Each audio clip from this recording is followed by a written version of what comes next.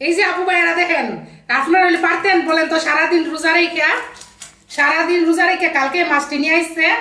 এতগুলা মাছ আছে না, এই মাছটি লাগবো, সবাই বাপের এই মাছটি লাগবো, বুঝছেন। এখন আজকে নাকি সেহরিতে খাইবো এই মাছটি। এখন কালকে একদম তাজা মাছটি আনছিল, শিং মাছ, টাকি মাছ আর হচ্ছে কই মাছ। সাবাইবার বাপের মাছের এত নেশা জানেন না। কালকে নিয়ে আইছে, জেতা দিকে আমি ডিপে রেখে দিছিলাম, এখন মরছে। এখন কিন্তু ঠান্ডা হয়ে রয়েছে, মাছগুলা বের করছি।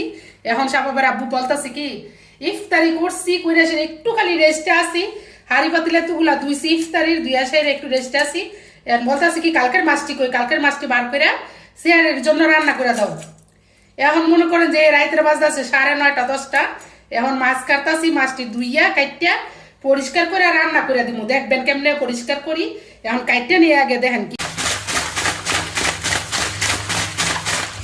মাছ খাইতে কয়, মাছ এমন কাইল্লা মাইল্লা মাছ লয়ে মাছের সাপা করতে লাগে আমার 2-3 ঘন্টা। এই যে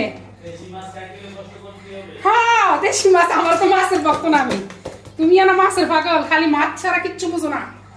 মাংস খায় না, খালি মাছ মাছ মাছ মাছ। জানো মাছ খাওয়ার কত কষ্ট। এই যে দেখো মা গো, কষ্ট করার লাগি গড় আইনা লইছে। আয়ো তুমি এদিকে, তোমার সাইজ করে দেই। দেখেন তো আপু ভাইয়ারা, এই যে আর এই শিং মাছ কিন্তু এই ডুলার বাড়ি সাফ হইছে না, ফাড়ার মেয়েদের গইসা এরপরে ডুলা দিয়া লবণ দিয়া বাইরে ইচ্ছা মতো বাইরে একবারে সবাই তোর বাপের জিত। মাছের লগে মজাই গেছি, মাছ হয়ে গেছে সাদা চকচকা। এখন আমার জামাইয়ে মনে করেন যে মাছগুলা সবই রাইন্দা তোমার নিজের গদগদায় খাইব। মাছের পাগল নিয়ে ভাইয়েরা লবণ দিয়ে চকচকে করে লিছি। এইটা আমার রাইন্দা দিমু, বুড় রাইতে নাকি খাইবো। ওনারে এই রাইতেও খাওয়াই শোয়ামো, এই রাইতে আবার খাইবো।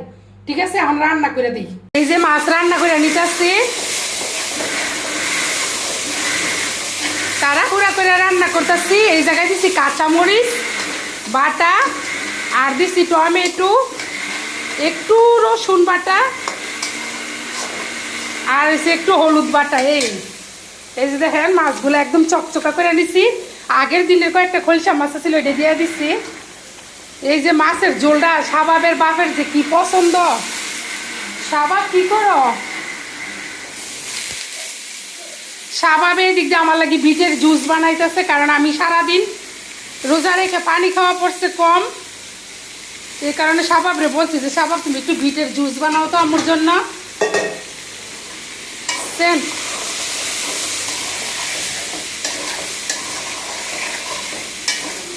এভাবে মাছের ঝোল খাওয়ার লাগে শাবাবের আব্বু অনেক পছন্দ করে। আর কয়েকদিন পর পর এই ছোটো মাছ নিয়ে আইয়ে, যে ছোট মাছ খাইলে কি হয় জানো, আমরা মাঝে মাঝে রাগারাগি করি, এত ছোট মাছ কাটা যায়। সাবিয়া ফ্যানটা ছেড়ে দিয়ে সম্মা রান্না করে একটা ভালো করে কষাই নেই, কষাই আর পরে ধনিয়া পাতা দিয়ে জল দিয়ে নামাই নিব। গরম জল বসাই দিয়েছি। এই যে ঝোল রান্না শেষ, ছোট মাছের ঝোল। কয়েকটা আস্ত কাঁচা মরিচও দিয়ে দিছি, ধনিয়া পাতা দিয়ে দিচ্ছি, দেখছেন একবারে। এই ছোট মাছের বাগাইরা তরকারি কয়ডারে,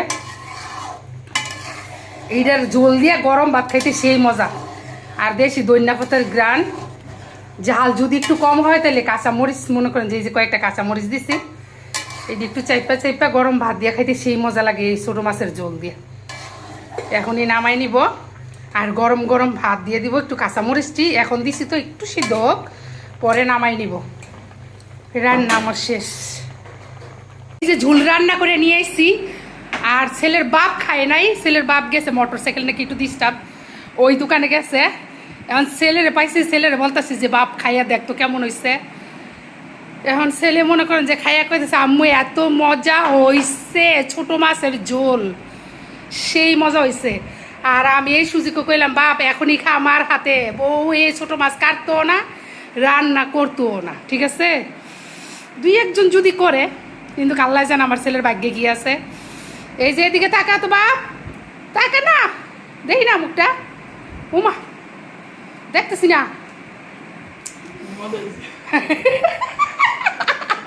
নিচের ফিল মুখ দিয়ে দেখতেছে মজা হয়েছে।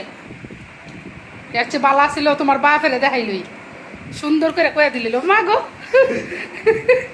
তাকাইছে। এই যে মাছের ঝোল দিয়ে গরম গরম রাইস কুকারে একটু ভাত রান্না করছি সেন হাবু ভাইয়ের একদম গরম ভাত কিন্তু ধোয়া উঠতেছে। আর এই যে মাছের ঝোল দিয়া ছেলে দিলাম খাইতে, ছেলে করে জামু সেই মজা হয়েছে। ঠিক আছে হাবু ভাইয়ারা, এমনি ছোট মাছ মনে করেন যে জান জীবন দিয়া ডইলা পরিষ্কার কইরা রান্না কইরা ছেলেরা খাইতে দিবেন। আর খাওয়ার পরে দেখবেন ছেলে ভবিষ্যতে বিয়ার সাথে করলে বউ লোকে মারামারি লেগে থাকবে। বলবো কি জানেনি, আমার মা যেন একটা তরকারি রান্না করতো হিডা পারো না রাঁধতে, এমনভাবে লাগবো। আর মনে করেন যে আমারে তুললে ইচ্ছা মতে বউ দোলাই দিব, তারপরে ছেলে এমনি বুবাই যাব। ঠিক আছে, একদম বুবাই যাব গা, কিছু বলার থাকতো না তো।